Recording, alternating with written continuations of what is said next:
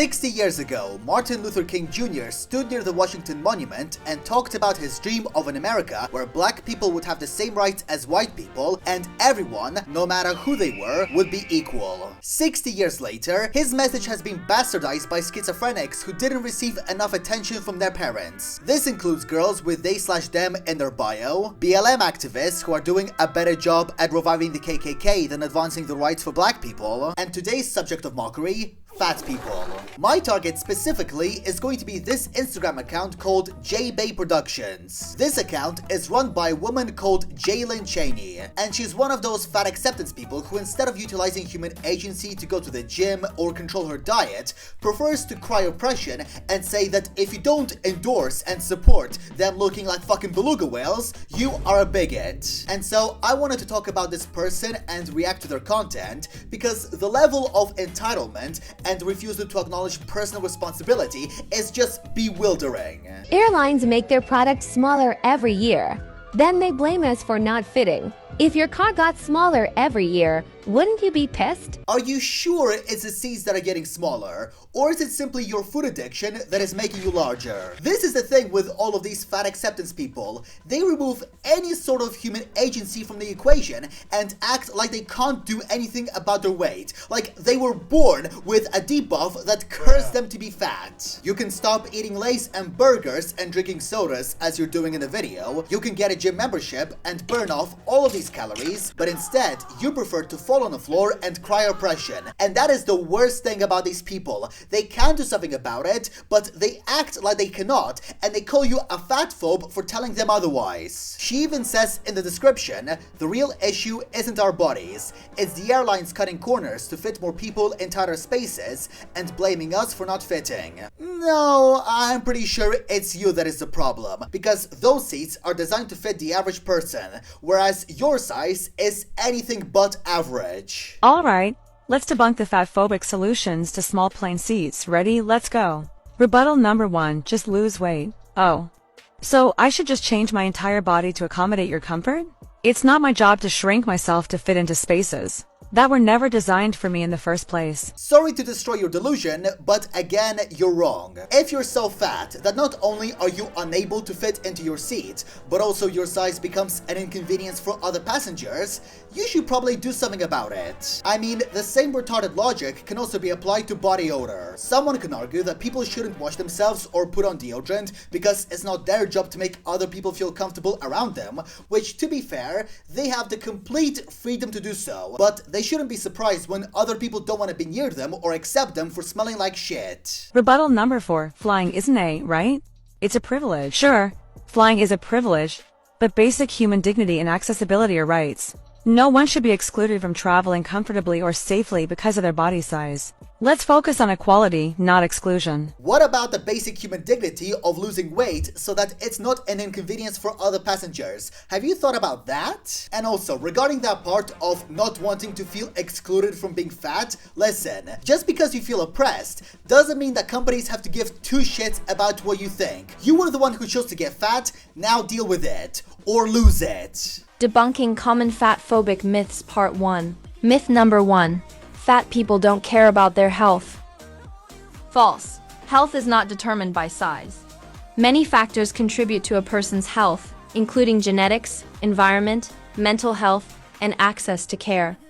A person's health cannot be accurately judged based on their body size alone. Once again, another cope that these people use, the genetic/mental health/environment card. While it is true that genetics can cause obesity, as this excerpt from the NHS site says, it also says, in many cases, obesity is more to do with environmental factors, such as not having easy access to healthy food or unhealthy eating habits learned during childhood. I think it's also common knowledge that too much fat is seriously going to affect your mobility, which is why, for example, you see a lot of fat people riding on mobility scooters. So yes, health is also determined by size. Myth number 2. Being fat is a choice. False. Weight is influenced by genetics, environment, metabolism, and other factors beyond personal control.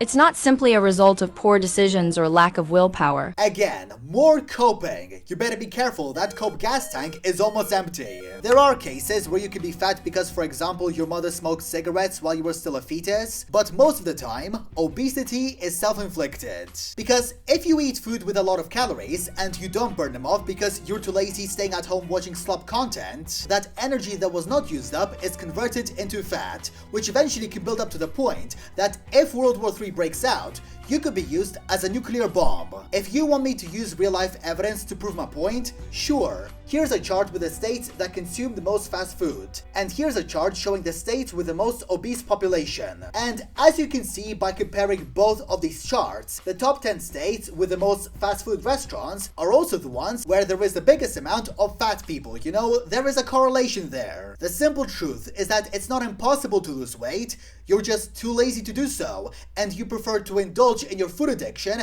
as opposed to fighting it. It's weird that people are more worried about a multi-billion-dollar corporation's profits than the well-being of their fellow citizens. Like, make it make sense?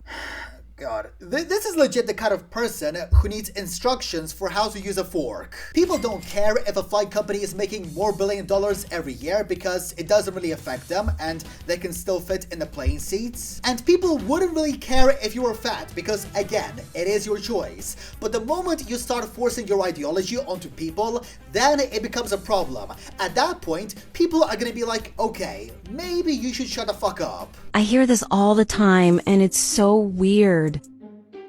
Society has ingrained it into people to hate fat people and praise corporations that take our money.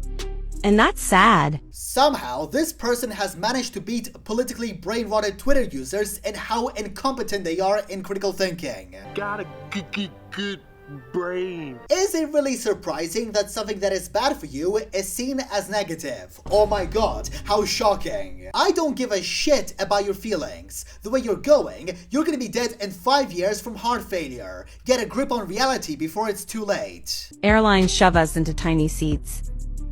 Cramped, uncomfortable, and treated like nothing more than a number. Why is it okay for companies to treat us like this? You will get into small seats. You will not complain, you will sit back, and you will enjoy the flight. Blood really thinks she's doing some Hunger Games Divergent shit standing up to the system. No, you're a fat retard with a complete lack of self-awareness. Oh, and by the way, if you thought that bit at the beginning about Martin Luther King Jr. was random, oh boy, you are very naive. Because this fucking ogre over here actually believes that fat acceptance is a civil rights issue. Like, the levels of delusion are so unbelievably high that it makes feminists complaining about sexist air conditioning sound sane. Unpopular opinion. Fat liberation is a civil rights issue.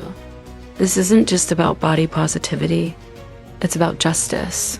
Fat people deserve basic human rights, from healthcare to public spaces. Yet, we're still excluded, marginalized, and silenced. I'm sorry, when did being fat become the same as being black or being gay? This is the most retarded oppression cry I have ever seen. You can't change your race or sexuality, but you sure as hell can change your body size. And also, are fat people being denied the right to vote, the right to rent housing, or to even sit at the front of the bus? Like, those are the kinds of things that black people and gay people had to contend with back in the 20th century. Now, there are also reasons why discrimination against fat people is justified. And before any one of you try to cancel me on Twitter, just hear me out. Let's say you want to hire workers for a construction job. Which ones would you rather pick? The fit ones with a lot of muscle, or the fat ones? Picking a fat person to do things like laying down the bricks or carrying heavy stuff is a bit like the royal family choosing to have their carriage drawn by dogs. From local communities to global movements, we must hold systems accountable for excluding and oppressing fat people. It's time to confront the prejudice that makes exclusion acceptable and fight for systems that include us all. Oh yeah, I can just picture a fat acceptance protest happening in Washington, D.C. The streets are just gonna be empty because everybody was too lazy to show up. Yeah, so anyway, this person should probably get themselves checked to a mental hospital, you know, to both treat their, you know, entitlement and narcissism, and to, you know, maybe lay off the chips for a little while. But anyway, guys, that is the end of this very epic commentary video. Thank you all so much for watching and for all of your support. Remember to subscribe, like, comment, turn notifications on. Please comment because it really helps me out in the algorithm. Also, join my Discord server and follow me on the cesspit known as Twitter. And as always, I will see you guys in the next video. Bye bye.